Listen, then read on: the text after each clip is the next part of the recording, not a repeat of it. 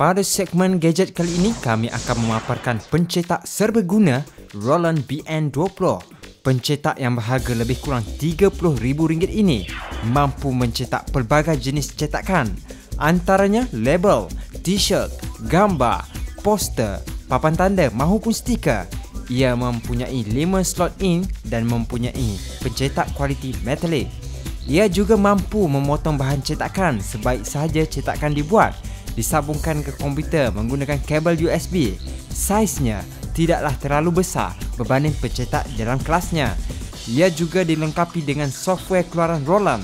Bagi mereka yang ingin membuat perniagaan pencetakan, Roland BN20 adalah pencetak pramula yang terbaik.